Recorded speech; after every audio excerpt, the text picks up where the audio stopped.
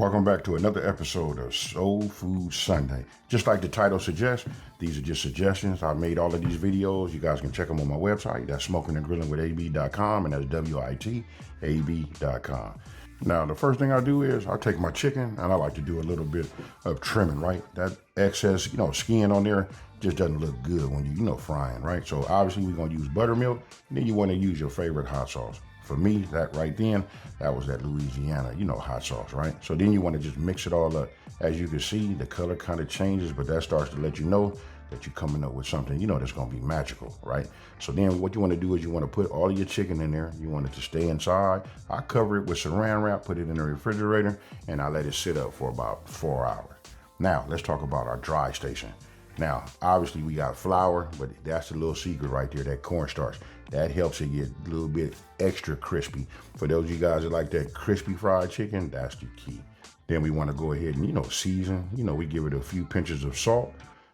And then I come with my A-rub. That's really like my all-purpose. And then when you add salt to anything, it just enhances, the flavor of any seasoning that you're putting in there. And then all of my products, my A, B, and anything that I make, is always on the low sodium side. Right? So then you want to get yourself a whisk it all together, and look at it, folks.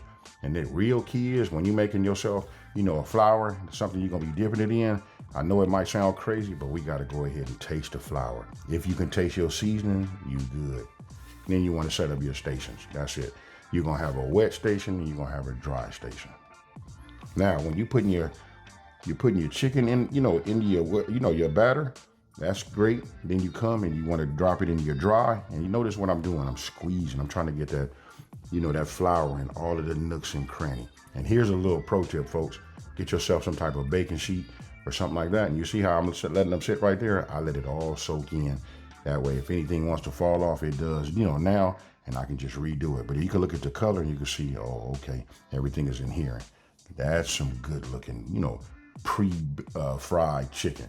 Now, you want to go 375 degrees, right? I like to put it in, wave it back and forth, just like you see, and then just drop it in. I don't overcrowd, because when you overcrowd, the temperature always drops, right? So if you only put a few pieces in at a time, that'll ensure that your chicken will stay nice and crispy, without becoming soggy. Now here's a pro tip for you. Look at that right there. Look, the pro tip is I move it back and forth the way you do it, and then I drop it in. And don't forget, you always want to check your temperature. Remember, the internal temperature needs to be 165 degrees. If it's 175, 180, it's okay, especially when you're doing dark meat. But look at that right there. Isn't that mouth watering?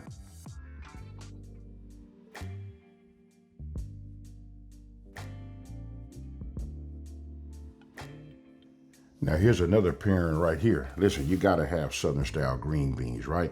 Those potatoes, onions, garlic, seasoning, chicken stock or broth, all of that just represents great Southern, Southern cuisine, right? And to take it one step further, if you're looking for a pairing, Southern style green beans and fried chicken, come on, folks. The only thing we're missing right now is just that mac and cheese. Now, don't forget the full ingredient list and everything is on my website. That's Smokin and Grillin with AB.com, and that's WITAB.com. Now look at all of that goodness right there. And once you get everything mixed up, as you see right there, look at the flavor. Look at the coloring. That right there just represents, just when I tell you it represents, great tasting Southern food, that's it right there. Now, this can be made with fresh green beans, or it can be made, out of canned beans.